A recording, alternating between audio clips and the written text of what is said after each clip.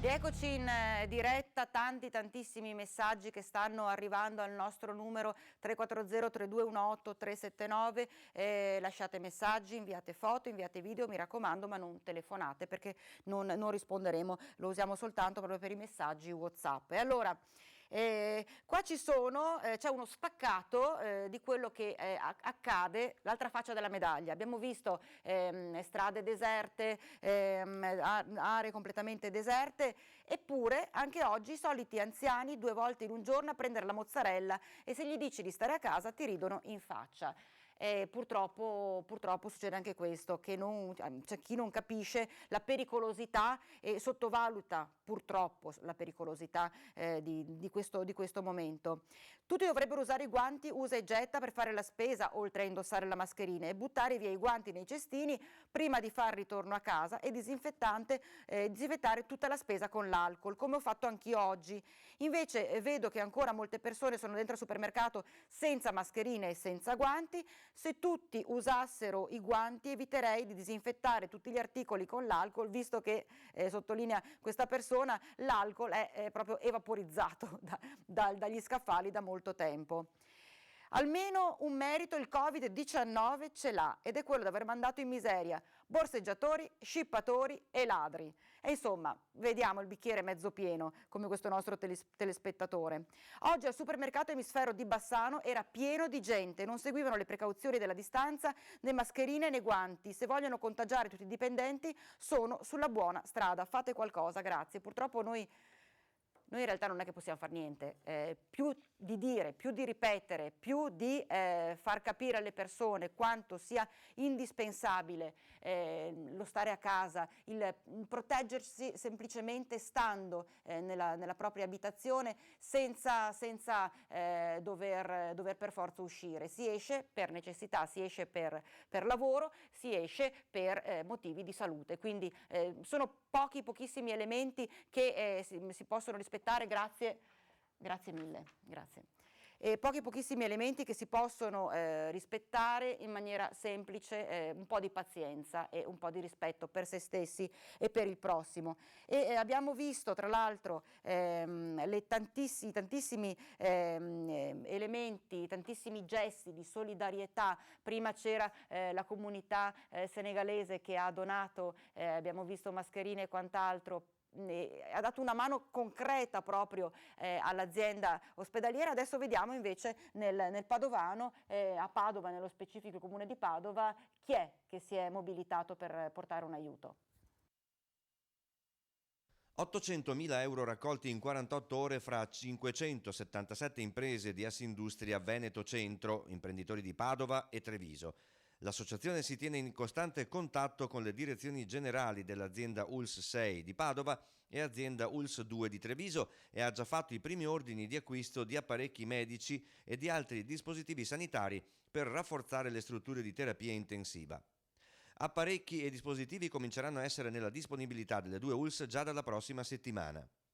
Chi da solo invece ha donato ben 1 milione di euro all'ospedale di Padova è l'imprenditore della distribuzione alimentare Francesco Canella, padovano, che ha coinvolto i suoi 4.000 dipendenti nell'iniziativa.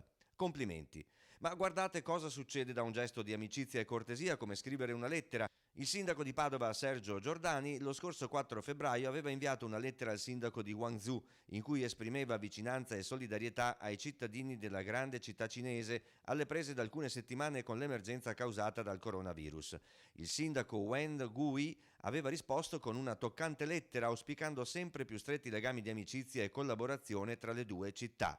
Detto e fatto, è di venerdì la notizia che Guangzhou invia un messaggio di vicinanza e amicizia e annuncia la decisione di donare alla nostra città 300.000 mascherine di protezione e 200 termometri a infrarossi. Questa forte, grande rete di solidarietà che si sta creando proprio in questo momento e dovrebbe iniziare tra pochissimo a parlare il governatore del Veneto Luca Zaia. Vedete che sono già stati posizionati tutti i microfoni, si stanno soltanto ultimando gli ultimi dettagli, gli ultimi particolari e poi andremo ad ascoltare, dovrebbe essere proprio alle 13 puntuale, il governatore Zaia che ci dà un po' il quadro al momento della della situazione per quanto riguarda la diffusione del coronavirus. Ecco, tra l'altro, quando si parla di tanta solidarietà arriva proprio anche, viene lanciata, divulgata proprio anche dalla stessa Regione Veneto, perché è stato ecco, lo vedete, vediamo se si riesce a leggere l'IBAN, eccolo qua. Ecco qua, tutto lì, che così potete leggere l'IBAN, con la causale sostegno emergenza coronavirus intestato a Regione del Veneto, quindi potrete fare donazioni che potranno andare ad aiutare senz'altro tutte le strutture sanitarie, andranno ad aiutare chi sta lavorando concretamente per cercare di superare questo momento difficilissimo. Quindi l'IBAN lo state leggendo, lo state vedendo sul vostro teleschermo, che è stato deciso dalla Regione Veneto, causale sostegno emergenza coronavirus intestato a Regione del Veneto. Il vostro sostegno servirà assolutamente per aiutare tutte le persone che stanno lavorando, lo voglio ricordare ancora una volta, a superare, quindi ad affrontare anche tutte le spese che sono necessarie per questo momento, per superare questo momento difficile. E tra l'altro ci sono anche elementi, membri della protezione civile, delle varie protezioni civile dislocati sul territorio, che si stanno attivando proprio in queste ore per supportare, per portare un loro aiuto anche nei pre-triage che sono stati allestiti all'esterno dei vari ospedali, ad esempio a Bassano, Protezione Civile Montegrappa. I ragazzi della Protezione Civile si stanno muovendo, si stanno attivando proprio per portare un sostegno, un aiuto concreto all'esterno del San Bassiano nello specifico. Sapete che sono state allestite queste due tende dove vengono accolte le persone che temono di essere entrate in contatto con chi è risultato positivo a coronavirus. Di conseguenza c'è tutto quanto questo trattamento al pronto soccorso di Bassano per isolare le persone che temono qualsiasi contagio con il Covid-19. Ce ne siamo occupati in tante occasioni e adesso la Protezione Civile ha fatto sapere che verrà ad aiutare a sua volta proprio tutte queste persone e i sanitari nello specifico che stanno lavorando. Resta sempre da trovare, resta sempre un'incognita il trovare le mascherine, perché purtroppo quando si dice vanno a ruba, sì, le mascherine stanno andando a ruba, cosa positiva questa, perché vuol dire che vengono utilizzate dalle persone e quindi c'è sempre più attenzione, ecco, da parte della gente per proteggere se stessi e proteggere gli altri. E allora vediamo qualche altro messaggio che ci avete inviato. Ci sono persone, proprio quello che è stato detto poco fa, che ancora non capiscono. Controllate gli accessi ai centri commerciali. Ci sono anziani che ancora non hanno capito. Perché? Perché magari tante volte pensano che la cosa non debba toccare loro, invece poi purtroppo abbiamo visto che sono proprio gli anziani che sono i principali coinvolti e interessati negativamente da questo problema. E ancora, bravo Zaia, noi qui ti ascoltiamo alla lettera, da sabato scorso tutti in casa, qui a Verona, pensate, quindi anche da Verona ci state seguendo, bravi, continuate, abbiamo seguito alla lettera, per le strade tutto vuoto, le videochiamate ci permettono di stare con gli amici, appuntamento quotidiano per mezz'ora d'allenamento per tenersi in forma su cucina, TV, aspettiamo e confidiamo nel vostro impegno, pronti a ricominciare per rialzare la testa con orgoglio. E ancora, buonasera Vicenza, Italia e Polonia, adesso tutti insieme in casa, cordiali saluti. E questa è una telespettatrice che arriva dalla Polonia, che abita in Polonia, e quindi ha voluto mandare questo messaggio di solidarietà proprio a tutti quanti gli italiani. Un grazie a Zaia arriva ancora da Lorenzo di Mestre e questa signora che ci chiede: salve, posso andare fuori dal comune a portare la spesa a mia zia che è anziana e non ha figli ed è da sola? Lei la può portare la spesa, gliela lascia davanti casa e la può portare, come sappiamo che sono stati attivati dai vari comuni anche i servizi proprio di consegna spesa a domicilio. Di conseguenza se questa anziana zia non ha la possibilità magari di chiamare un supermercato per farsi consegnare la spesa, la può portare lei, la lascia sulla porta di casa ed è giustificata. Grazie a tutta la redazione per l'ottimo lavoro di informazione che state svolgendo in questa situazione, grazie al Presidente Zaia, grazie davvero spero a voi invece che continuate a seguirci e noi cercheremo, sono tantissimi messaggi che arrivano, cercheremo di leggerne il più possibile per far capire a tutti voi che ci fa piacere soltanto e siete voi davvero la nostra forza, perché senza di voi noi non possiamo continuare questo lavoro difficile. Ecco, fare il tampone a tutti anche con un piccolo contributo, quindi c'è chi sarebbe anche disposto a dare un contributo pur di essere sottoposto al tampone per registrare o meno la positività da Covid-19. Io volevo vedere perché erano arrivate altre, eccole qua, altre fotografie, ora vediamo se riesco a mostrarvele. Questa è una signora che ha 2 figli in Svizzera e ha voluto inviarci questa foto in cui appunto si legge andrà tutto bene e al rovescio andrà tutto bene, ormai lo riconosciamo subito, l'arcobaleno e la scritta coloratissima di questa signora che ha i 2 figli in Svizzera. Allora ha voluto mandare questo grande messaggio di solidarietà un po' rivolto a tutti quanti, tante le foto che continuano ad arrivare alla nostra redazione, al nostro numero WhatsApp. E ancora vediamo Settimo, siamo nel Veronese qui e guardate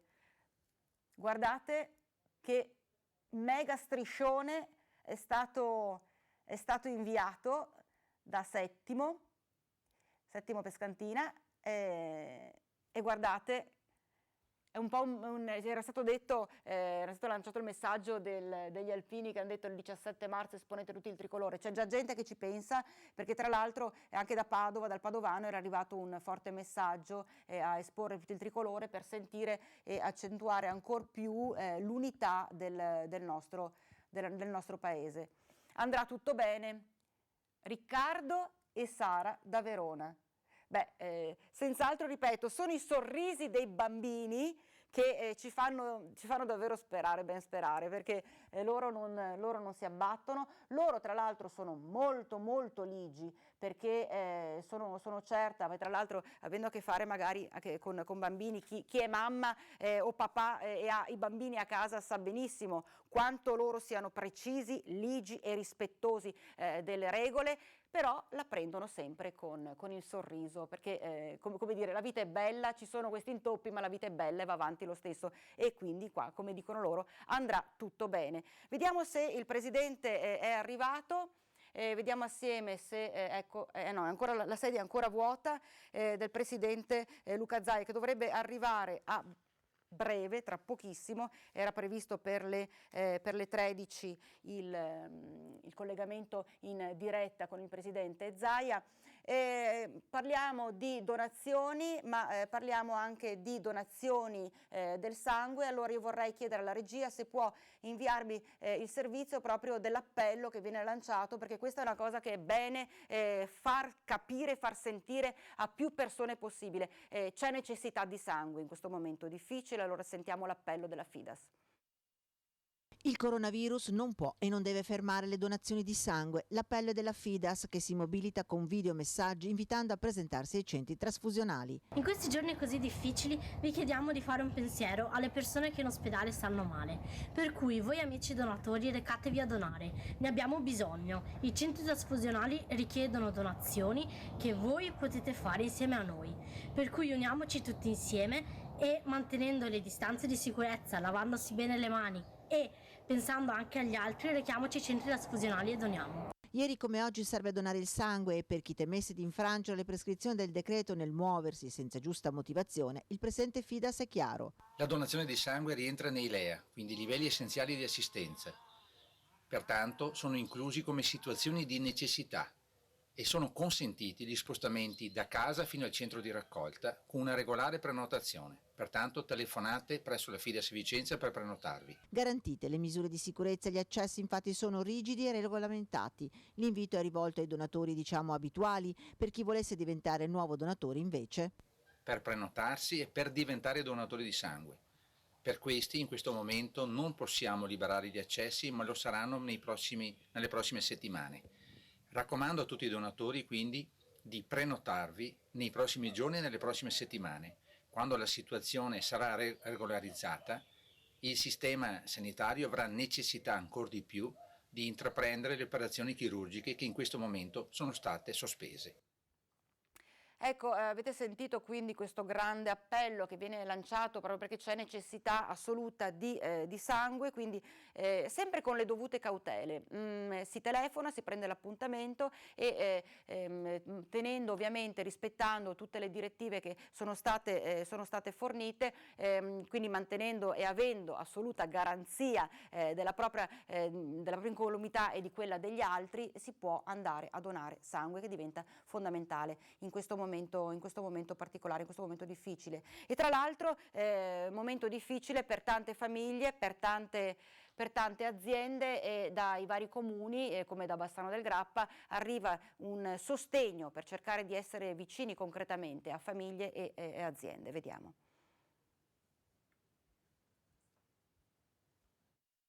Dopo l'atto di indirizzo emanato lo scorso 3 marzo, nei giorni scorsi la Giunta Comunale di Bassano ha lavorato alla definizione dei primi interventi di sostegno economico alle famiglie e alle aziende locali, maggiormente colpite dall'emergenza sanitaria provocata dal coronavirus.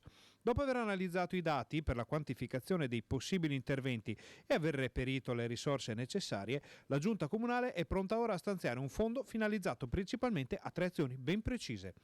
La prima è rivolta alle famiglie e prevede il riconoscimento di un contributo per le rette di asili nido e scuole dell'infanzia.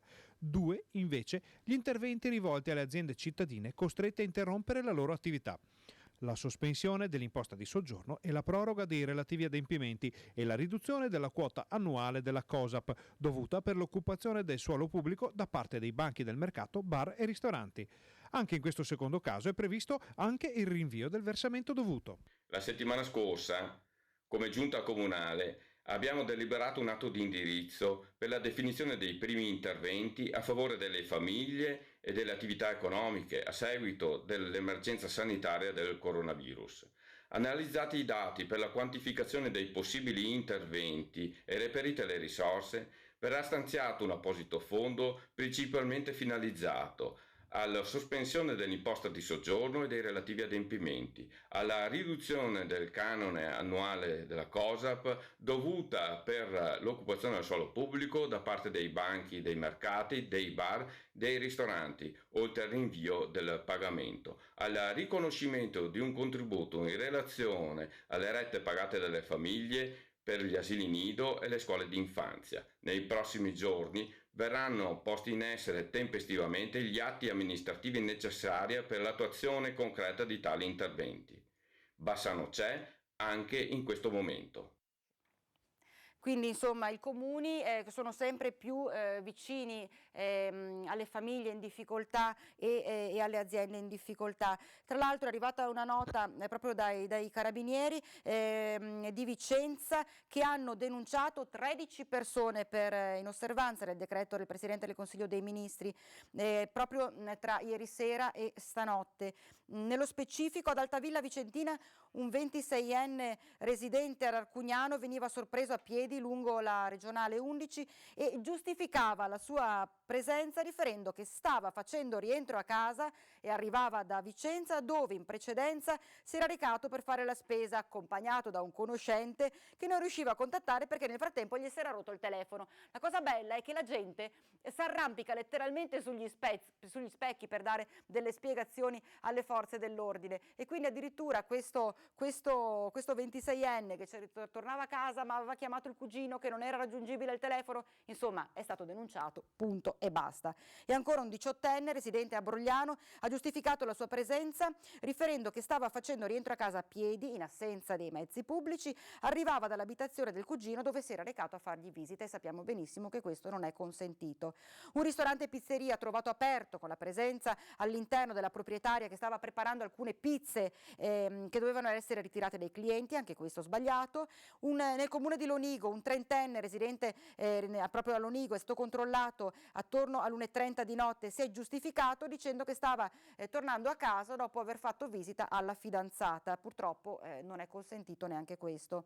9 le persone denunciate nel comune di Vicenza, tra cui 2 minorenni, sorprese all'esterno delle rispettive abitazioni senza giustificato motivo. E poi c'è una piccola particolarità, perché tra tutti i denunciati a Vicenza ne è stato denunciato anche uno che è stato controllato a Campomarzo, però non soltanto si trovava lì senza giustificato motivo, ma aveva pure con sé un po' di droga, quindi è stato decisamente denunciato.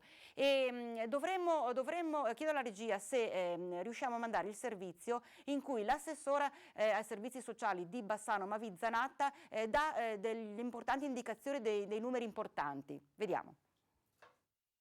Buongiorno a tutti. Il comune di Bassano del Grappa ha attivato il cellulare 36693950886 per la fornitura di pasti e farmaci a persone fragili e ad anziani. Il numero è attivo dalle ore 9 alle ore 17:30. Già da ieri sono arrivate una trentina di telefonate e abbiamo risposto a tutte le richieste. È importante chiamare il numero di telefono attivato per i pasti, per i farmaci e per la spesa. Per tutte le altre informazioni di cui avete bisogno è importante chiamare invece l'URP al numero 0424 519 555.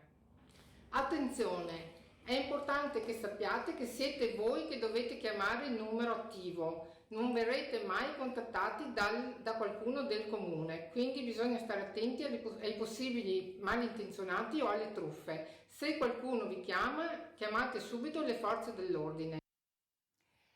Prima vi ho dato i dati relativi alle denunce per 13 persone che hanno violato il decreto del Presidente del Consiglio dei Ministri a Vicenza, quindi da parte dei Carabinieri di Vicenza.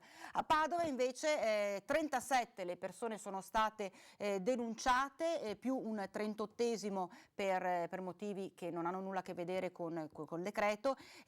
Sono state controllate 527 persone, 851 gli esercizi commerciali controllati nel Padovano, e i 37, dicevamo, non hanno rispettato le direttive dell'ultimo decreto e di conseguenza sono state denunciate. In compenso però nessun locale pubblico, quindi questa è una cosa positiva, nessun locale pubblico è risultato fuori regola, quindi tutti i locali controllati, ed erano parecchi, hanno rispettato le leggi. Nel Vicentino 53 persone l'abbiamo detto, e tra l'altro c'è una notizia che può interessare tante persone che soffrono di diabete, perché in questo momento di difficoltà, tra l'altro appunto per questa pandemia da Covid-19, c'è una casa farmaceutica che produce insulina che ha deciso di donare 1 milione di euro in farmaco salvavita, tra l'altro, per le persone con il diabete. Sarà reso disponibile gratuitamente agli ospedali italiani secondo le modalità di distribuzione indicate alle istituzioni. Di conseguenza 1 milione di euro di insulina sarà donato da questa casa produttrice agli ospedali italiani, quindi davvero un modo per venire incontro, non da poco, per venire incontro, visto il numero di casi sempre più in aumento anche di diabete un po' in tutto il territorio nazionale, Veneto compreso, quindi una cosa positiva per appunto sottolineare l'impegno e soprattutto la tutela della salute. Sono gli scienziati che rivolgono invece un appello ai governatori di tutto il mondo perché adottino misure più stringenti per contrastare la diffusione del coronavirus. E tra l'altro questo messaggio, pensate, è stato lanciato dai fisici italiani che stanno seguendo l'andamento dell'epidemia dagli inizi, e lo fanno, tra l'altro lanciano questo appello con una lettera aperta ai colleghi di tutto il mondo, perché ognuno di loro possa andare a sensibilizzare poi i propri governi ad adottare misure stringenti e immediate. Una lettera tra l'altro che è stata diffusa sui social, e pensate ha già raccolto 400 firme, di conseguenza un messaggio forte che arriva dagli scienziati un po' di tutto il mondo, perché si si attivi il mondo politico per attuare queste misure stringenti e importanti, perché sappiamo benissimo che a risentirne di più dell'effetto coronavirus sono soprattutto gli anziani. Allora misure di sicurezza sono state prese e tante le persone che cercano in qualche maniera di aiutare proprio gli anziani, ultra 65 anni o persone che hanno problemi a muoversi. Vediamo.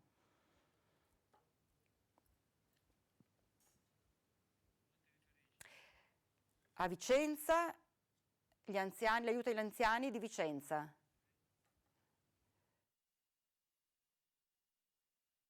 Lanciamo un'iniziativa, noi di Vicenza e Vicentini, per andare in supporto a tutte le categorie che sono in difficoltà in questo momento o che possono trovarsi in difficoltà, per cui parliamo delle persone anziane, over 65, parliamo anche di quelle categorie quali le botteghe, i vari casolini, come li chiamiamo noi nel territorio, che possono avere delle problematiche anche economiche. 349 14 17 162. Chiamando questo numero sarà possibile farsi recapitare la spesa a domicilio. In questo modo gli aderenti dell'Associazione Vicenza e Vicentini vogliono dare un aiuto concreto ai cittadini che stanno particolarmente soffrendo gli effetti delle restrizioni dovute al coronavirus.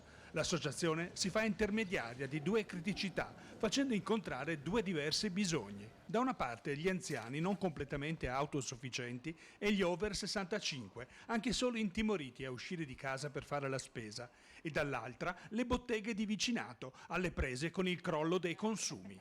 Un connubio che porta vantaggi reciproci. L'attività della spesa a domicilio sarà operativa 2 volte a settimana, il mercoledì e il sabato, fino al 3 aprile. E il nostro obiettivo è quello di andare a fianco delle botteghe di vicinato e soprattutto di dare un servizio alle persone over 65, le persone anziane che in questo momento sono costrette a rimanere in casa. Il nostro obiettivo è quello di, attraverso il numero che appunto sarà disponibile, dare un servizio sicuro, nel senso che tutti i nostri operatori seguiranno le disposizioni sanitarie, quindi mascherina e guanti. E adesso guardiamo assieme alcune foto che sono arrivate al nostro numero WhatsApp, ce ne sono davvero di simpatiche. Si comincia ovviamente coinvolgendo il migliore amico dell'uomo. Eccolo qua, io resto a casa, quindi anche lui tranquillo sta a casa, può uscire, lo sappiamo, soltanto per i bisogni, però poi per il resto sta a casa anche lui. Poi vediamo questa mascherina. Io resto a casa e mi sono fatto la mascherina, scrive il nostro telespettatore, vedete, insomma ci si ingegna davvero. Io resto a casa, guardate anche questa, io resto a casa, fatto senz'altro da un bambino molto molto piccolo, però con le idee ben chiare, io resto a casa. Quindi questo è un messaggio che bisogna lanciare davvero a gran voce. Jacopo e Giuditta invece arrivano da Selvazzano, loro, quindi siamo nel Padovano, e anche da parte loro il messaggio andrà tutto bene. Questo grande arcobaleno, cuori, colori, la cosa bella proprio di queste foto. Sono tantissimi colori. E ancora qua Jacopo e Giuditta, eccoli qua, lo striscione che abbiamo appena visto con uno degli autori. Andrà tutto bene, ce lo dice invece Laura dal Veneziano, andrà tutto bene. E ancora, guardate un po' che bella idea questa, una maglietta con l'arcobaleno, la bandiera dell'Italia immancabile, eccola qua, andrà tutto bene, messaggio di Aurora che dice io resto a casa, brava Aurora davvero. E questa è la signora di prima che abbiamo visto che si era costruita con del cotone, una mascherina, diceva almeno per stare in casa utilizzo questa, almeno proteggo per quanto poco me e i miei cari. E tra l'altro, tempi di coronavirus, si trova una, come si può dire, una soluzione alternativa al contatto diretto, e questa soluzione alternativa arriva dalla farmacia. Vediamo.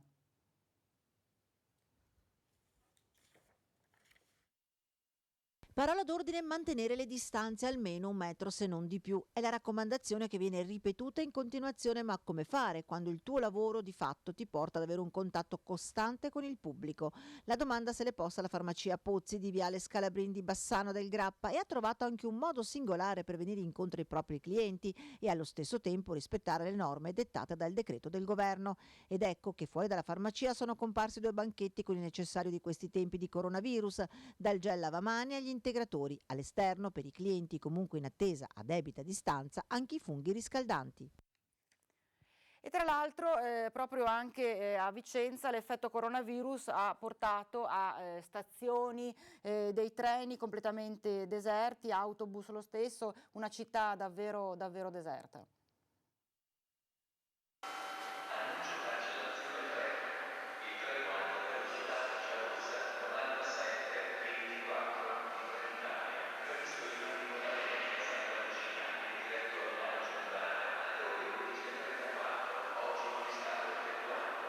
Frecce rosse cancellate, sala d'attesa vuota, atrio semideserto, parcheggi all'esterno liberi. Si presenta così la stazione di Vicenza il giorno dopo l'ultimo decreto governativo varato nella notte tra sabato e domenica. Se dall'evolversi dell'epidemia da Covid-19 i viaggiatori erano sensibilmente diminuiti, oggi sono ancora meno. Dovevo andare a Roma, ma lo posticipiamo di una settimana. Dovevo andare all'aeroporto di Treviso, perché dovevo andare a Budapest, però mi hanno chiuso l'aeroporto di Budapest, quindi ho riconsegnato la macchina a noleggio e adesso sto tornando a casa. Questo sta diventando un po' un problema? Sicuramente è un problema. A circolare sono i treni regionali, anche se a prenderli sembra non esserci nessuno. Una coppietta al binario sembra dimentica di quello che sta accadendo, mentre sul piazzale, sulle panche in pietra, c'è chi con valigia è in attesa. Stessa situazione alla stazione delle Corriere SVT, autobus semivuoti che arrivano e partono, passeggeri distanziati a gironzolare, qualche immigrato. Le scuole chiuse hanno fatto il vuoto ed ora il nuovo decreto ha fatto il resto. Da stamattina si è visto veramente un drastico abbassamento del passaggio delle persone, in effetti molte persone giustamente hanno seguito le indicazioni date alla televisione, con però la conseguenza che si vede dalla stazione dei treni anche qua da noi davvero oggi c'è la calma assoluta. Taxi fermi davanti alla stazione, anche loro dotati di presidi anti-coronavirus, ma i clienti latitano. Una mascherina ce l'ho, ogni tanto, no, c'ho la mascherina, c'ho la mucchina e dopo c'ho anche lo spray, quello per disinfettare. Se vengono 4 persone una bisogna che si sieda qua e non c'è il metro di distanza. Ma quanto è calato il lavoro? Un bel po', secondo me un 60-70% almeno. Ma solo per la stazione o anche in tutta la città? Tutta la città. Abbiamo visto una situazione che si sta portando avanti ormai da tanti giorni, una città di Vicenza completamente vuota. E un ringraziamento arriva ai farmacisti, sempre aperti, sempre disponibili, la prima linea sul territorio, grazie. Buongiorno, questa è una bella domanda. Perché non ci sono testimonianze di persone guarite dal virus? Sarebbero di conforto.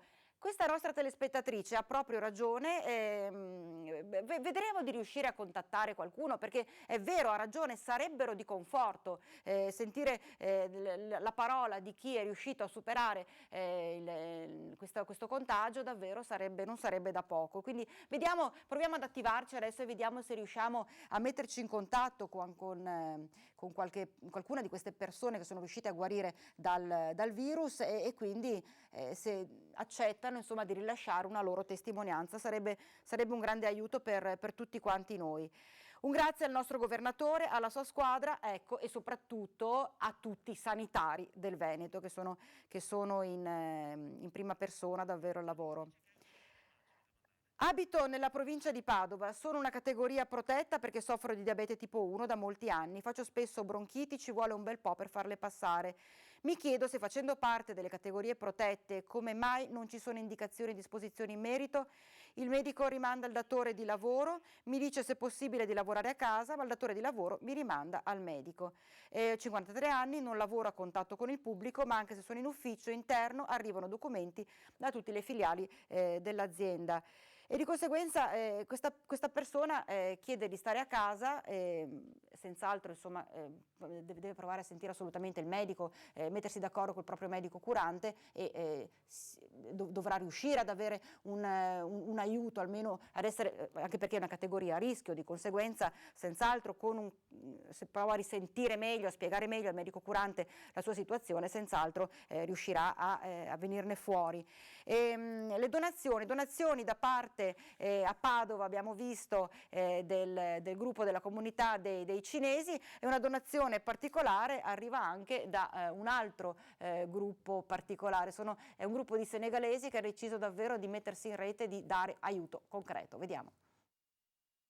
Noi per tradizioni ma anche educazione che fa parte dei nostri valori, là dove vai a vivere appartiene a quella comunità e devi condividere tutte le cose che fanno al suo interno, e quindi noi doverosamente subito, quando abbiamo visto l'appello del sindaco, abbiamo fatto girare nei vari gruppi WhatsApp, Facebook e quant'altro di poter partecipare come cittadino, non come straniero o comunità senegalese, ma come cittadino del territorio, e tutti hanno risposto positivamente. Dopo la donazione della comunità cinese, che ha regalato mascherine e tutte protettive alla ASL 0, la solidarietà non si ferma a Conegliano, nonostante il coronavirus.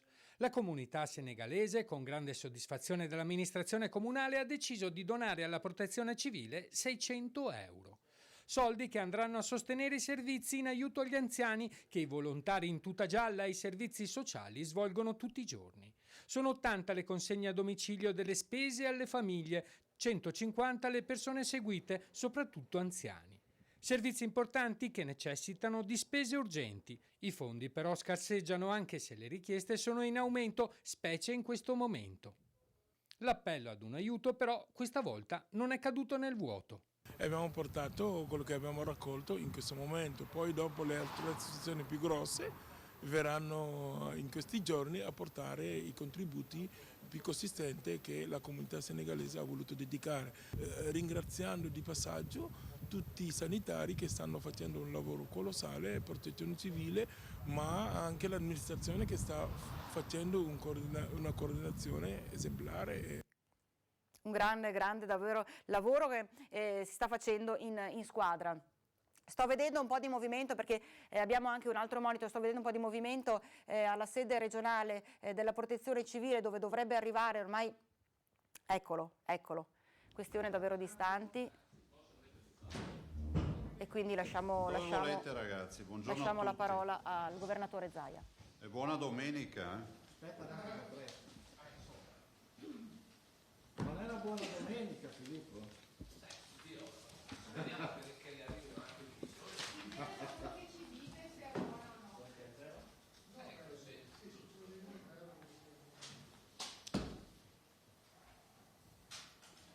E allora innanzitutto grazie anche per la cortesia, e perdonateci per il ritardo, ma è stata una mattina impegnativa, insomma abbiamo iniziato questa mattina presto con le attività. Sono qui accompagnato dall'assessore Lanzarin, alla mia destra assessore alla sanità, alla salute, e l'assessore Bottacin alla mia sinistra, che è l'assessore alla protezione civile.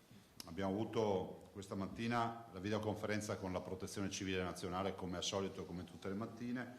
Abbiamo fatto una videoconferenza importante con tutti i direttori generali, quindi con la sanità del Veneto, la presenza ovviamente oltre degli assessori anche del dottor Mantoan e di tutta la squadra della sanità, e ovviamente della protezione civile era presente l'ingegner Soppelsa. Poi abbiamo fatto altre videoconferenze, ho parlato anche stamattina con i ministri sia Speranza che con il ministro Boccia, e vi dico quali sono le risultanze e i ragionamenti che vogliamo fare oggi. Oggi siamo davanti a 2.172 positivi. Abbiamo 2.172 veneti che noi abbiamo intercettato con la nostra politica dei tamponi. Ricoverati ne abbiamo 426, sono persone che hanno bisogno di cure per guarire. In terapia intensiva 129, dimessi 120 e purtroppo decessi, persone che hanno perso la vita con questa tragedia, con questa emergenza, sono 63. Allora, primo appello, i veneti devono continuare a stringere i denti e a restare in casa. Personalmente penso che le misure restrittive siano la direzione giusta, perché misure restrittive applicate alla nostra politica sanitaria dei tamponi con l'isolamento fiduciario ci portano nella direzione giusta. È un sacrificio, mi rendo conto che è un grande sacrificio, ma se abbassiamo la guardia adesso finisce che qualcuno perde la vita. Quindi tutti noi abbiamo la responsabilità della salute anche del vicino di casa, del parente, del figlio, del genitore, del nipote, quindi restiamo a casa per quanto possibile. Vi annuncio già che abbiamo dato mandato a tutte le SPISAL del Veneto di iniziare da domani mattina un controllo, diciamo collaborativo ma a tappeto, di tutte le aziende, partendo dalle aziende più strutturate, rispetto all'utilizzo di dispositivi e della messa in sicurezza dei lavoratori. Ho chiesto che non si faccia sconti a nessuno, non è uno stato di polizia, però è pur vero che prima viene la salute dei nostri lavoratori. Molti cittadini ci scrivono, vorrei rispiegare al mondo intero che le scuole, la chiusura delle scuole, la chiusura delle aziende non è competenza della Regione. Vi evito la domanda, vi dico qual è la mia posizione, che si può lavorare in azienda solo se la messa in sicurezza è totale, altrimenti viene prima meno la sicurezza sanitaria del lavoratore e poi quella di tutta una comunità. Quindi l'assenza di misure garantisce la presenza di un contagio che cresce, la presenza di misure mette in sicurezza tutti. Detto questo vi dico che il nostro modello, anzi i modelli matematici che abbiamo e che sono stati elaborati dal settore sanità, dagli esperti di statistica, ci dicono molte cose che stiamo seguendo in questi giorni. Ci dicono comunque che dobbiamo ancora insistere nell'isolamento, ci dicono che comunque dobbiamo ancora chiedere ai veneti di stare a casa, e penso che i veneti lo hanno dimostrato in queste ore con un grande senso di responsabilità, di solidarietà e di coerenza, perché questa battaglia, come dico sempre io, non la si vince solo con l'ospedale. La prima cura al coronavirus è il cittadino, siamo noi veneti. I modelli ci danno delle proiezioni che sono preoccupanti, i modelli ci danno delle proiezioni che rischiano di mandarci in crash, cioè in totale emergenza. Bisogna governarli con il saper restare a casa e rispettare tutte le regole, che sono quelle delle distanze, che sono quelle dell'evitare luoghi affollati, ma ormai occasioni di luoghi affollati non ce ne sono più, ma anche quelle di organizzare la cena di condominio, la tombola, o venite a vedere la televisione da me visto che c'è il coprifuoco. Non funziona così.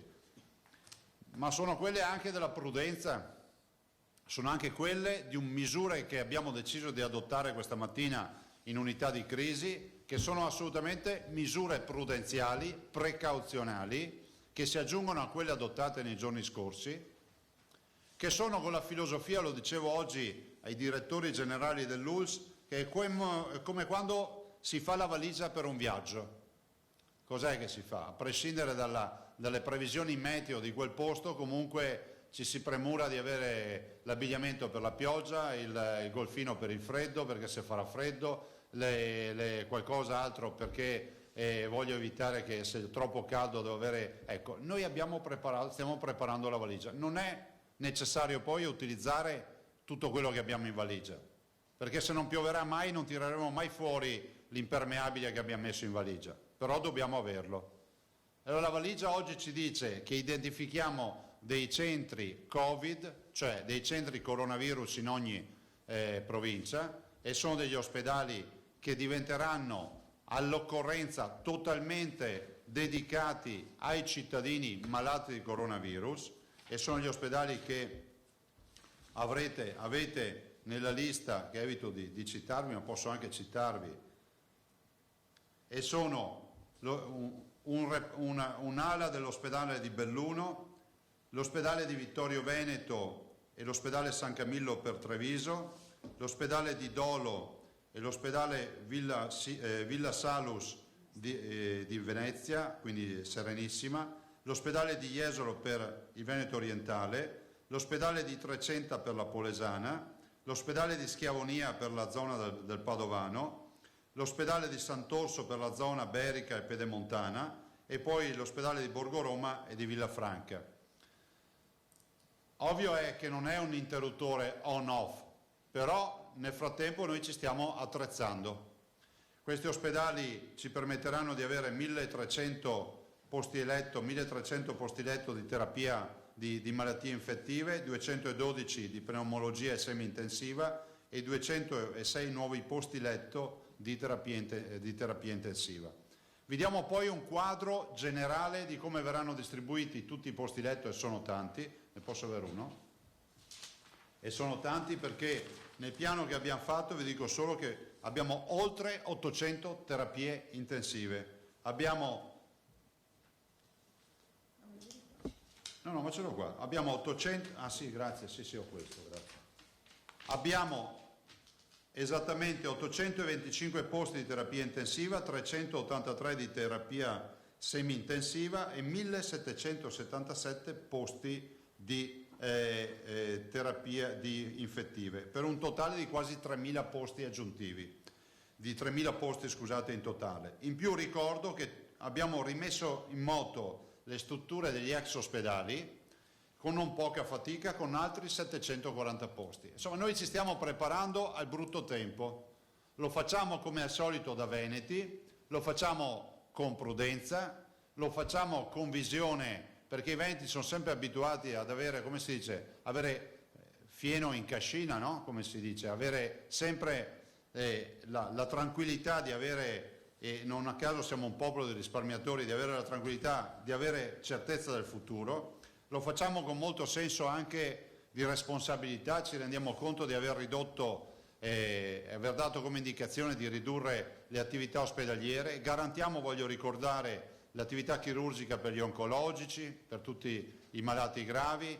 Ovviamente ricordo che si va a garantire tutta l'attività materno-infantile, quindi tutto quello che riguarda il materno-infantile, le attività vaccinali, tutte le visite urgenti e quindi le categorie U e B, e poi tutto quello che sono, insomma, secondo il buon senso, le urgenze che vanno affrontate.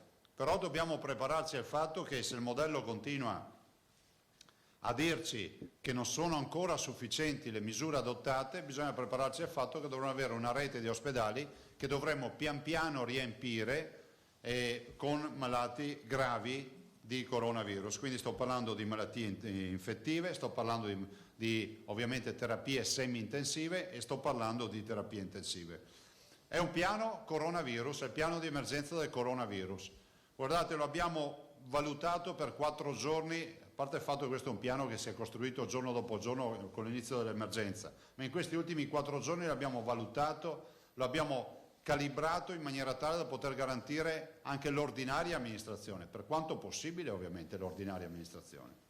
Qualcuno si chiederà, ma perché non avete scelto i capannoni o quant'altro? Sono l'estrema ratio. Per ora noi abbiamo deciso di curare i nostri cittadini all'interno degli ospedali. È ovvio che se il maltempo dovesse trasformarsi in un uragano, in una tragedia meteorologica, allora significa che non basteranno più gli ospedali, non ci saranno più letti, ma noi per arrivare a questo livello vuol dire che avremmo perso la collaborazione dei cittadini. C'è un medico che ha fatto diffuso un video che dice: voglio spiegare in maniera molto sintetica ai cittadini cosa significhi stare a casa. Se non stai a casa corri il rischio di ammalarti e corri il rischio anche di morire. Queste frasi io non le avrei mai volute dire, ma è bene ricordare ai cittadini che con questo virus, per come si sta comportando, per come dimostra anche di sapersi mutare da un istante all'altro e dalle informazioni che abbiamo, ci vuole molta prudenza. Quindi invito i cittadini a restare a casa. Se avete domande, prego. Prego.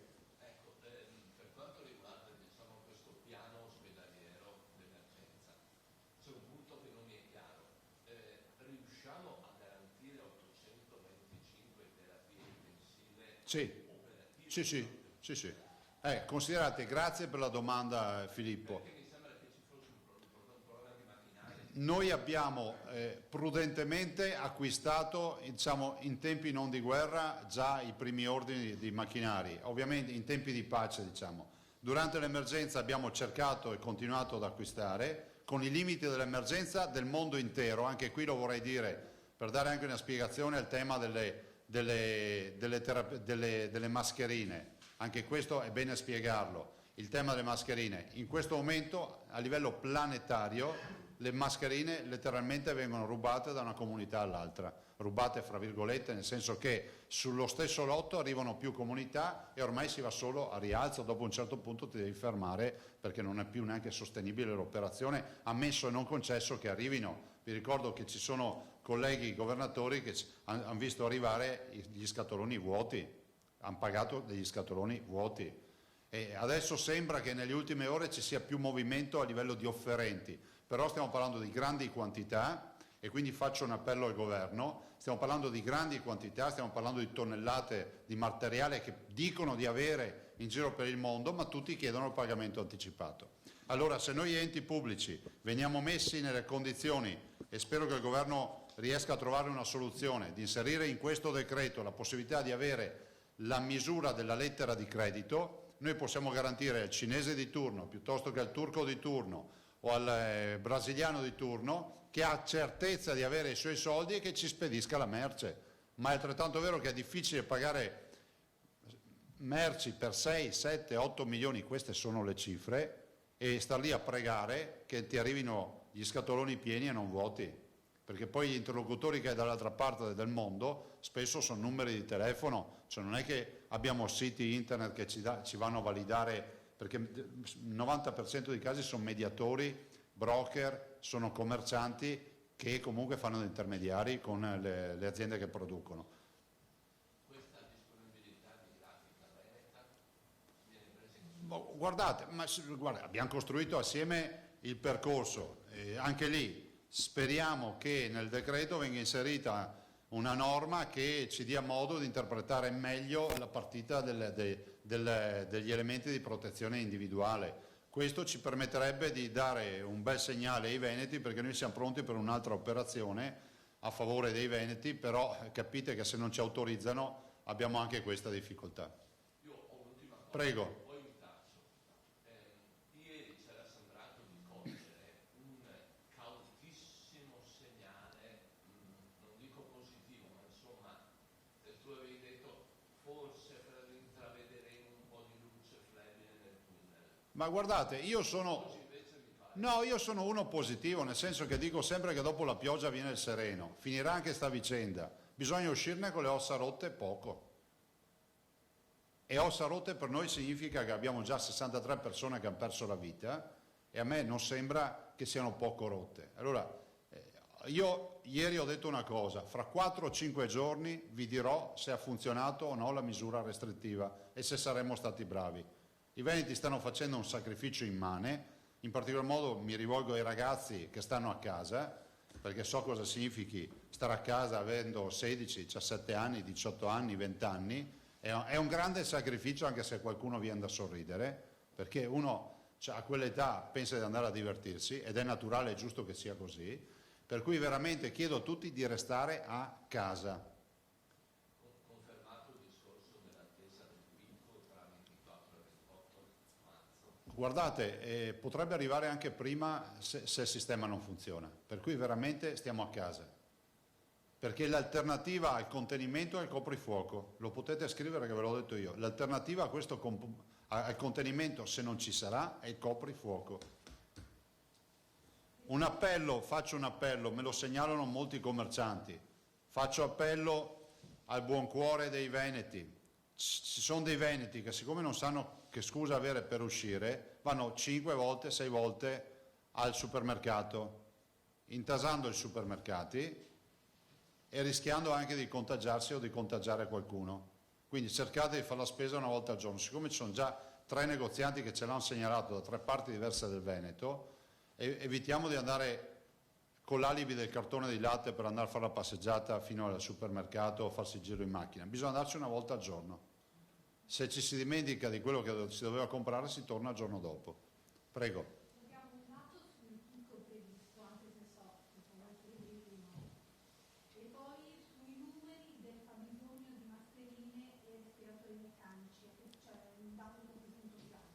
Ma noi abbiamo, sulle mascherine, noi abbiamo, se non ricordo male, 2,5 milioni di mascherine ordinate in arrivo, con tutto quello che c'è di mezzo, nel senso che ne sono arrivate, ne arrivano costantemente, non tante, ma ne arrivano, ce ne vorrebbero molte di più. Ricordo che il mondo della sanità, se cambiasse le mascherine una volta al giorno, quindi 2 mascherine a testa al giorno, sono già minimo 100.000 mascherine al giorno per dare una dimensione dei fabbisogni della sanità del Veneto. Ma vuol dire andare via proprio tirati col freno a mano? Cioè, immagino che un sanitario avrebbe la necessità, ed è corretta, di cambiarle anche 10 volte al giorno le mascherine. E quindi che i nostri sanitari siano da ringraziare e facciano un atto eroico è indubbio questo. Dall'altro non posso accettare che si faccia passare l'idea, qualcuno tenti di far passare l'idea che le mascherine non ci sono perché la regione non le ha comprate. Le mascherine non ci sono. Prova ne sia che non c'è un negozio, un rivenditore che riesce a darvi un qualsiasi tipo di mascherina, ma non solo in Veneto, in tutte le regioni, in Europa e dappertutto c'è una deficienza di questo prodotto. Quanto al picco, guardate, noi abbiamo la necessità di dirvi che alla volta di una decina di giorni, se il trend sarà questo, si rischia forse anche prima di andare in crash, cioè di occupare i posti base di terapia intensiva, che sono 494 sugli 825. Però nel frattempo noi stiamo allestendo gli altri, siamo in grossa difficoltà perché le terapie intensive sono la vera sfida, assieme alle malattie infettive. Per cui abbiamo necessità di ampliare, ovviamente con gli ospedali che vi ho citato prima, questi centri per fare in modo che in maniera reticolare tutto il territorio sia servito. Noi ragioniamo con l'idea che il paziente di Belluno non lo possiamo portare a Padova, dobbiamo curarlo bene a Belluno, e sottolineo bene, come si dovesse curare a Padova. Prego.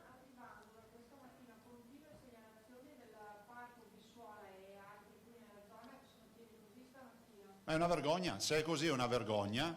Peraltro, guardate, io sto anche pensando di proporre, ve lo annuncio, anche un inasprimento di alcune attività, tipo quella dei parchi, dei campetti giochi o quant'altro, perché è pur vero che i ragazzi c'è spensieratezza, è nel DNA ed è bene che sia così, ma immagino che tutti i ragazzi che vedo abbiano anche dei genitori a casa, e vedi se tuo figlio esce vestito per andare a giocare a calcio piuttosto che a pallacanestro. Penso che questo sia un tema che dovremmo affrontare e quindi andremo a inasprire, non escludo di fare anche un'ordinanza su questo.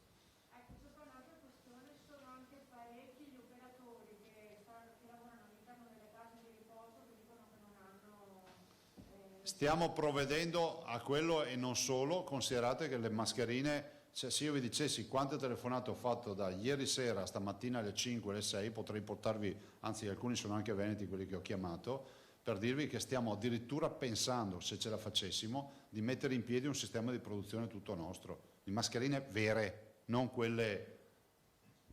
Quindi, cioè, per capirci, se avessimo saputo, guardate, qua sono tutti che sanno tutto, io dico solo una roba, che io ho sentito come voi una montagna di esperti parlare, e non ditemi di no.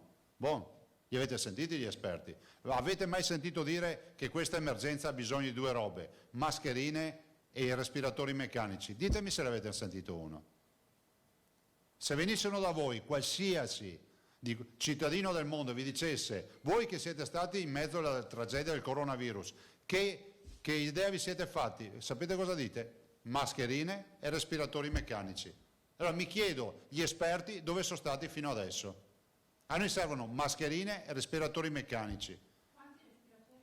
Ma guardate, noi stiamo continuando, allora ce ne sono arrivati 90 più 12 dalla protezione civile, che abbiamo ovviamente negoziato per avere, ne aspettiamo un altro centinaio, altri li abbiamo comprati una sessantina, 90, una sessantina li abbiamo comprati prima sapendo che arrivava il brutto tempo, noi ci siamo attrezzati, carte alla mano, che non passi l'idea, cioè noi ci siamo mossi quando abbiamo visto che è stato dichiarato lo stato d'emergenza in Italia, ed era ancora 2 mesi fa ormai, a gennaio. Ovvio è che il mercato l'abbiamo trovato subito asfittico, perché se qualcuno ci avesse detto a novembre, quando è scoppiata la tragedia di Wuhan, invece di raccontarci la storia dell'influenza, ci avesse detto guardate che qui ci vuole ossigeno e respiratori meccanici, magari ci saremmo attrezzati anche in maniera diversa, no?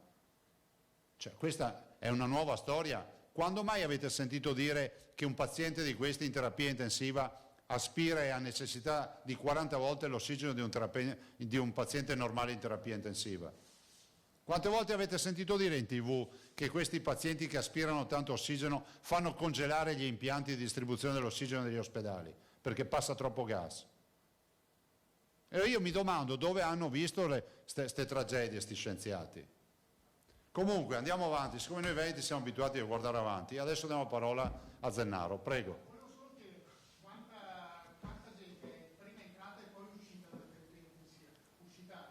Guarda, io ti posso dire che abbiamo già dimesso 127 persone. No, in generale. Nello specifico posso garantire che ne abbiamo, come si è svezzato, si dice. Sì, nel senso che tolto il tubo e riportati alla respirazione naturale. Insomma, purtroppo ci sono notizie negative dei decessi, ma ce ne sono anche di positive di chi esce dalle terapie intensive. Vi faremo un calcolo, guardate, onestamente ve lo dico e dovete capire, i numeri significano persone coi camici che mollano un attimo la siringa e segnano, digitano, anche noi ci limitiamo a un certo punto, perché onestamente non possiamo chiedere in continuazione, se no diventano dei burocrati. E quindi pian piano ve lo faremo avere, faremo un bilancio entrate e uscite dalle terapie intensive, riusciamo a ricostruirlo anche post se vogliamo questo. Dall'altro fatemi ringraziare tutti i dipendenti che stanno facendo uno sforzo immane, e questi sono gli eroi che abbiamo, e forse qualcuno si pentirà di aver sempre detto che la sanità del Veneto non funziona. Questo è tutto servizio pubblico, è tutto servizio pubblico. Nelle nostre terapie intensive solo il 5%, e ringrazio i privati per essere far squadra, ma solo il 5% delle nostre terapie intensive è in mano ai privati. Cioè noi governiamo la nave e abbiamo una scialuppa che non è nostra, ma è nella nave. Chiaro, no? Abbiamo la nave e abbiamo una scialuppa che non è nostra, ma è nella nave. Altro? Io avrei le domande dei giornali. No, ci sono ancora 2 domande. Scusate, ma non vi vedo da... No, proprio solo un dettaglio. All'inizio c'è dato la lista degli ospedali. Vi diamo tutto cartaceo. Sì, no, era per capire. Parliamo di un piano d'emergenza, di una trasformazione di un'ala di questo ospedale. No, tutti. Ovviamente sarà un piano di emergenza precauzionale, non è un on-off, non è che andate a casa e dite ai veneti domani mattina che se 10 ospedali che non c'entra più niente con il servizio sanitario normale, però noi dobbiamo metterli in moto e sapere che appena noi lavoriamo col modello matematico, appena il modello ci dice, abbiamo già le autorizzazioni date a tutti i direttori generali che dismettono e entrano i pazienti. L'unico che stiamo caricando è Schiavonia, per un fatto concreto, perché Padova è il punto di riferimento del coronavirus e sforna in continuazione pazienti che dobbiamo allocare. Ne abbiamo portati 3 a piove di sacco ieri. E noi invece vorremmo dare altissima qualità di cura in un centro unico, e quindi Schiavonia è inevitabile. Vi ricordate che la sera dei 2 contagiati, il 22 febbraio, io ho detto chiudiamo Schiavonia? E qualcuno mi ha dato del pazzo. Ecco, adesso ci siamo arrivati. Sì. Qualità delle cure, professionisti, intensivisti, tutto. Sì. Sì. Speriamo che resti sulla carta, ma ad esempio i malati ricoverati all'azienda ospedaliera di Padova o di Verona, insieme a tutti gli altri, verrebbero concentrati in questo ospedale. Sì, in questi ospedali, ognuno ha il suo nel suo territorio. Padova vanno a Schiavonia. E quindi quello che esce da Padova, dall'intensiva di Padova, va a finire la cura a Schiavonia e poi fuori. Ovviamente Schiavonia varrà anche da parte di intensivo.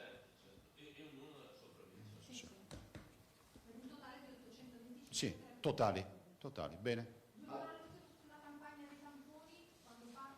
Domani vi diamo informazioni, oggi parliamo di questo che è una delle scelte più importanti di questa vicenda, verrà ricordata come la scelta del piano d'emergenza del coronavirus. Questo è il piano Marshall. Poi, sì, ma è bene che poi vediate, scusate, questo io vi consiglio di guardarlo con attenzione quando tornate in ufficio, in redazione, insomma dove andate, qua avete il piano totale del Veneto, io vi ho citato i 10 dedicati, ma qui avete anche contezza di tutti i numeri.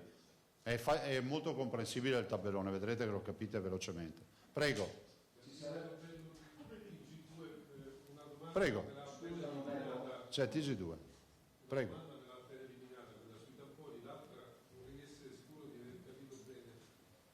Sono 494 i posti che saranno dedicati alla terapia intensiva da Covid-19, giusto? E attualmente sono pieni 121 posti. No, guardi, il totale dei posti dedicati a terapia intensiva sono 825.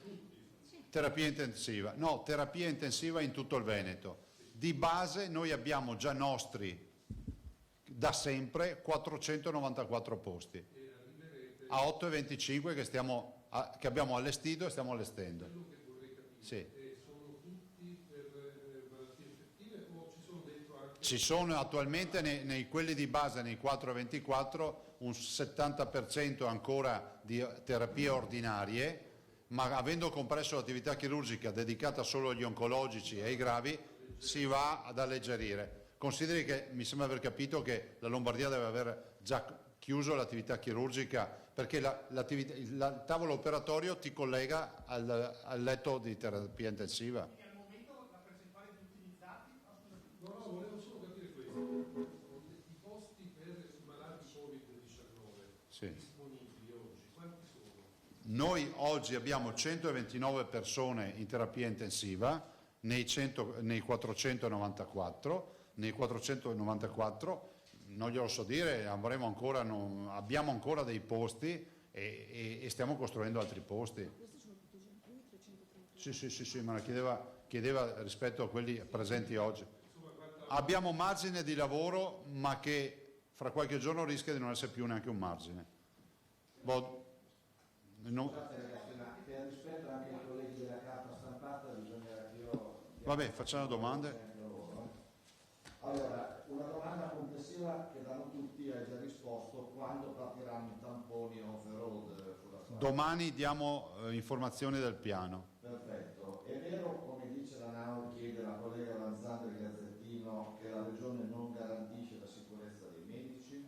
La Regione garantisce la sicurezza dei medici, compatibilmente ovviamente con le attrezzature che riesce a trovare. I dispositivi purtroppo non è la colpa della Regione. Io invece ringrazio i medici che fanno questa attività professionale e etica eroica, anche in assenza a volte della possibilità di potersi cambiare una mascherina, ma non è che la Regione non garantisce perché siamo dei lazzaroni. ANAO deve capire che la Regione vorrebbe non garantire una mascherina, ma 50 mascherine a testa, che non passi l'idea che noi non diamo le mascherine perché siamo dei lazzaroni. Perché durante un'emergenza l'unica roba che non serve sono quelli che fanno polemica. Lei, Presidente, ha paura, chiede sempre la Lanzani?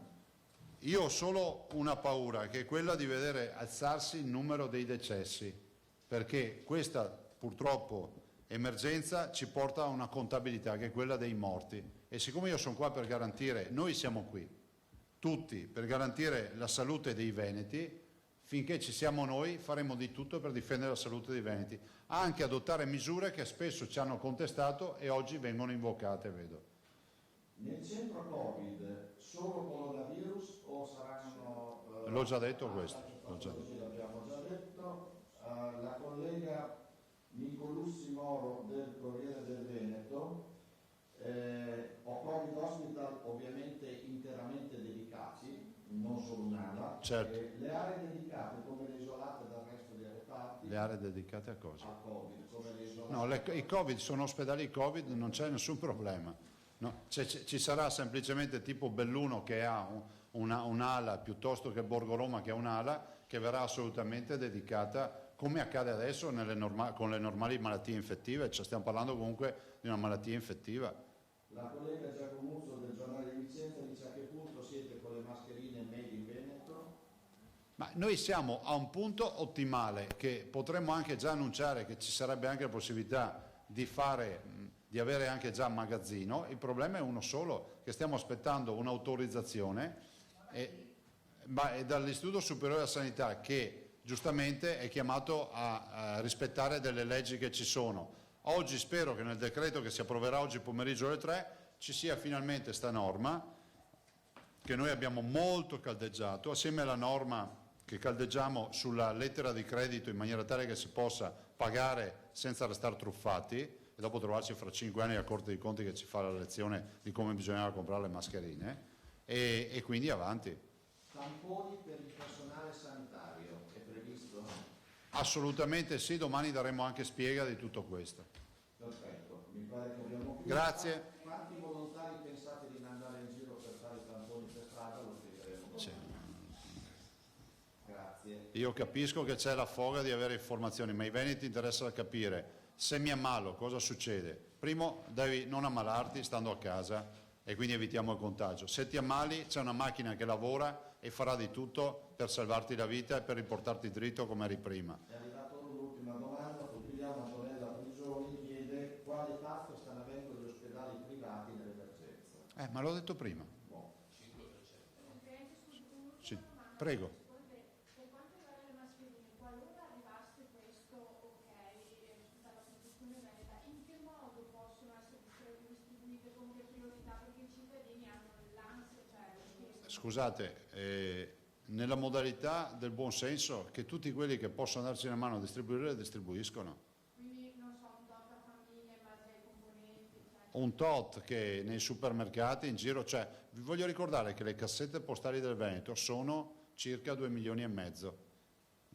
Fate un po' voi, cioè avere 2 milioni e mezzo di braccia che vanno a portare si troveranno in giro, cioè cercheremo di fare in modo che tramite la protezione civile, le Proloco, voi che magari ne portate un pacchettino, ecco, ovviamente bisogna stamparle, perché se tutti all'inizio ne vogliono 100, vuol dire che 5 milioni per 100 fa 500 milioni, che vuol dire che forse fra 3 anni siamo qua a distribuire, per 3 anni siamo qui ancora ad aspettare le mascherine. Bisogna avere anche, come si può dire, un po' poca bulimia quando ci saranno le mascherine.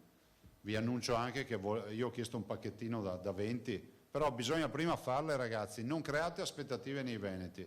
Per noi ci siamo adoperati con l'industriale a fare un ragionamento, però prima ci vuole l'autorizzazione, se no poi illudiamo le persone e a me non piace fare sta roba. È vero che comunque il Ministero della Salute dovrebbe già darti la sua autorizzazione per quanto lo riguarda. L'Istituto Superiore della Sanità, non il Ministero della Salute, ho parlato io stanotte col Presidente Brusaferro, ci ha detto che c'è una disponibilità a ragionare in base alle norme oggi presenti, ma anche loro sono chiamati ad applicare leggi. E in periodo di pace va bene tutto, ma in periodo di guerra bisogna fare leggi semplici e che ci rendano operativi. Guardate, c'è un fermento imprenditoriale dalle nostre parti e tutti sono in grado di produrre qualcosa. Lasciamoli produrre e dopodiché arriveranno le protezioni anche ai cittadini. Vi ringrazio, buongiorno. Scusate, ma dobbiamo farle così adesso le conferenze. Vi arriverà anche tutto online, col comunicato. Ecco, allora abbiamo sentito il presidente del Veneto Luca Zaia, abbiamo seguito il punto che fa quotidianamente con la stampa. Ebbene, questa novità, questo piano d'emergenza che è stato avviato dalla Regione Veneto, ovvero quello di creare questo centro Covid-19, uno per ogni provincia, se si riesce sarà una struttura ospedaliera intera che sarà totalmente dedicata, ha fatto l'esempio dell'ospedale di Schiavonia in provincia di Padova, che sarà totalmente dedicato alle persone positive al coronavirus, quindi tutti quelli che saranno anche dimessi dalla terapia intensiva a Padova verranno spostati a Schiavonia, quindi in ogni provincia ci sarà un centro specifico dove verranno curate solo le persone che appunto risultano positive da coronavirus e verranno trasferite tutte provincia per provincia in questi centri appositi che verranno creati,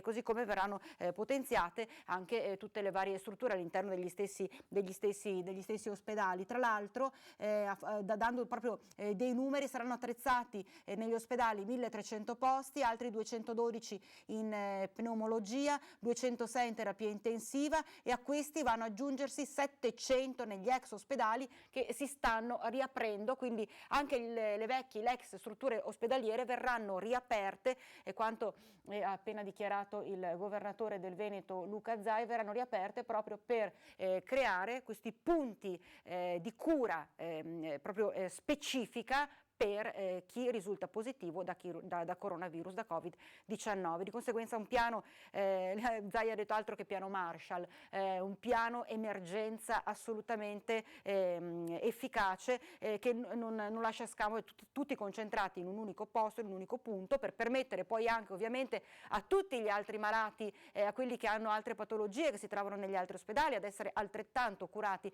nella stessa maniera. Quindi insomma un passo in avanti, giorno dopo giorno vediamo quanto la macchina si sta muovendo, la macchina sanitaria, la macchina regionale si stanno muovendo proprio per cercare di arginare al massimo questa emergenza. Tra l'altro sono appena arrivati i dati dai comuni di Cassola e dal comune di Romano Dezzelino, 2 casi, appunto i sindaci rispettivi Aldo Maroso Cassola, Simone Bontorina Romano Dezzelino, che hanno comunicato che a Cassola 2 giovani asintomatici sono risultati positivi al coronavirus, si trovano a casa, quindi sono in cura domiciliare, in terapia domiciliare, stanno bene fondamentalmente, però devono tenere devo fare questa sorta di quarantena a casa, mentre a Romano Dezzelino sempre una persona asintomatica, di conseguenza non presentava alcun sintomo, stava bene, però è risultato positivo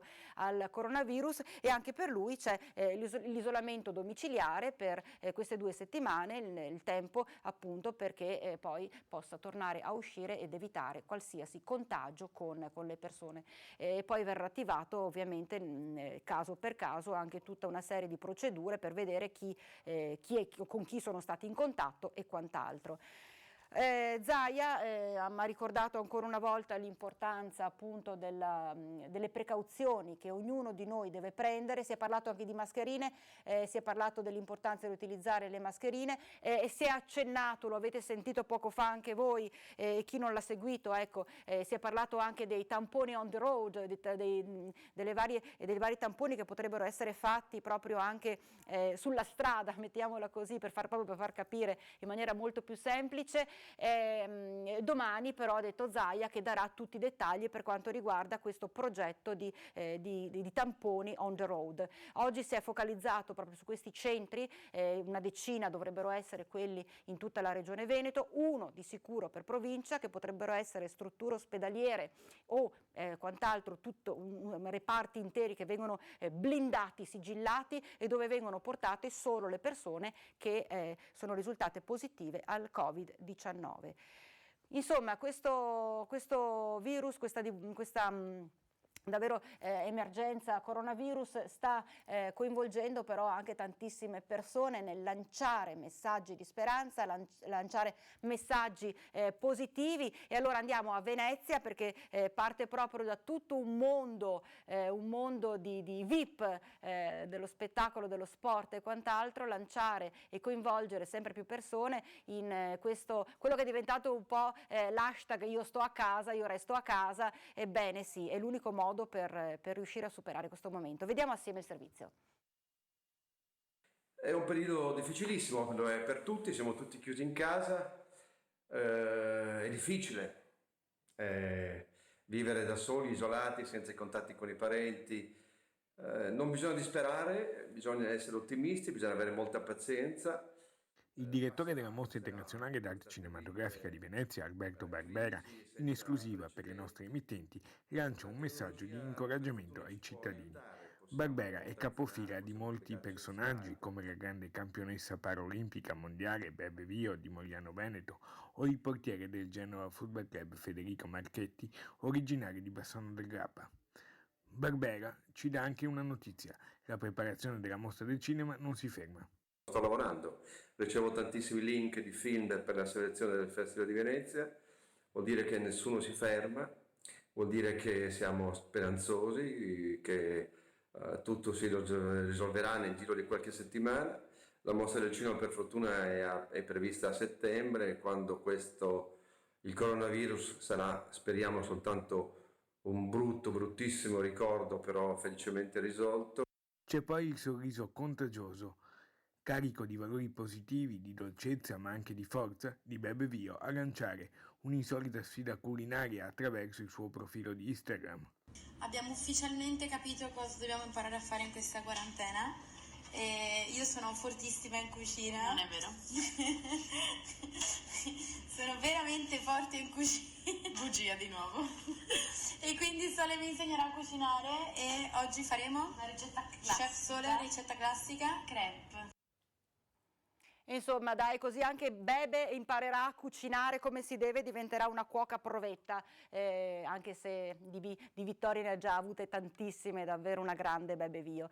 Un appello abbiamo sentito dal mondo dello spettacolo, dal mondo dello sport, da grandi personaggi che ci invitano caldamente a restare a casa. E tra l'altro nella conferenza stampa che si è conclusa proprio poco fa dalla sede regionale della Protezione Civile, il governatore del Veneto ha parlato di proiezioni sui contagi da coronavirus in netta crescita. D'altra parte i numeri parlano chiaro e cresceranno ancor più se non si seguono le regole e si rischia il crash sanitario. Prima di questo il coprifuoco, quindi Zaia non ha escluso il coprifuoco vero e proprio, appunto perché ha detto se la gente continua a uscire per strada, se la gente continua a non rispettare questa unica regola, mi sono dimenticato, vado a fare la spesa, mi sono dimenticato una cosa, ritorno al supermercato, anche no, resto a casa, torno 2 giorni dopo. Bisogna stare molto attenti, poche davvero, la misura è una sola, che viene chiesta a gran voce dal governatore, viene chiesta a gran voce da tutto il mondo istituzionale, restate a casa, uscite il meno possibile, l'unico modo per evitare il contagio. Tra l'altro, parlando di contagio, anche il sindaco di Rosà, prima avevo parlato dei 2 casi di Cassola, un caso a Romano de Zelino, il sindaco di Rosà ha comunicato che non sa ancora il numero esatto, però ci sono dei casi di positivi al coronavirus anche nel suo comune, quindi anche a Rosà. È davvero un'emergenza che sta toccando, coinvolgendo tutti noi, è arrivata ormai anche qua. C'è un modo per sconfiggerla ed è quella di non uscire di casa, di starsene in casa. Davvero io continuerò a ripeterlo, perché deve essere una cosa che entra davvero in tutti quanti noi, a costo proprio di essere così ripetitiva e pesante, però è necessario e fondamentale. Basta vedere gente al parco che si ritrova. Oggi tra l'altro, dico purtroppo è una splendida giornata di sole di primavera. Non andate al parco, non trovatevi, non state insieme. Zaia aveva detto che mai e poi mai, qualche giorno fa, mai e poi mai avrebbe pensato nella sua carriera di vietare alle persone di fare comunità, di essere comunità. Purtroppo adesso questo diventa l'unico modo per poter riuscire a scappare, davvero uscire da questo tunnel che si è venuto a creare del coronavirus. Appelli, abbiamo sentito degli appelli che arrivavano dal Vicentino, dai donatori di sangue del Vicentino, un forte appello arriva anche dai donatori di sangue del Veneziano. Davvero dicono c'è bisogno di sangue, insomma dovete assolutamente darci un aiuto. Allora vediamo il servizio. La raccolta nella provincia di Venezia nelle ultime 4 settimane è stata molto sofferente. Possiamo considerare di aver perso ogni settimana almeno 200 unità di sangue, che se le riproporzioniamo nel mese diventano 800 sacche al mese di sangue in meno che abbiamo potuto dare ai nostri ammalati. Adesso diventa importante tornare ai centri trasfusionali, tornare a donare in tutta sicurezza. Nonostante i dati poco confortanti delle ultime settimane nella provincia di Venezia, dopo l'accorato appello del presidente Zaia nei giorni scorsi a non smettere di donare il sangue, c'è stato un cambiamento di rotta. Finalmente le donazioni ai centri trasfusionali stanno riprendendo. In questo momento è importante poter gestire la situazione spalmandola durante le settimane e durante i prossimi mesi. Vi preghiamo quindi di chiamare oppure di prenotarvi attraverso il sito di Avis Provinciale. Vi ricordo la www.prenotaladdonazione.it, che è il luogo dove ci si può prenotare, oppure telefonando a Davis Provinciale. Questo per poter arrivare scaglionati e non creare assembramenti. I donatori sono una figura importantissima in questo momento. Aiutiamo i centri trasfusionali, i dottori e le infermiere di questi centri a poter lavorare nel modo corretto e secondo le norme. I centri trasfusionali sono luoghi protetti. Per poterlo essere bisogna seguire determinati comportamenti. Vi chiediamo quindi di avere pazienza e di operare come vi viene consigliato. Parlando di centri protetti, proprio ecco, mi lego anche a un'altra dichiarazione che ha fatto Zaia poco fa in conferenza stampa, in quanto che appunto ha detto che lo Spisal avvierà una serie di controlli a tappeto partendo dalle imprese a maggior rischio per garantire la salute in azienda, e ha ricordato che su imprese e scuole la Regione, è vero, non ha competenza, quello che è importante è che tutti gli ambienti vengano sanificati, che ci sia la certezza che non siano un luogo per nuove infezioni. E ancora una volta ha ricordato la necessità di stringere i denti, stare a casa, perché le misure restrittive siano davvero così valide. Adesso ci separiamo per qualche istante e torniamo subito dopo la pausa.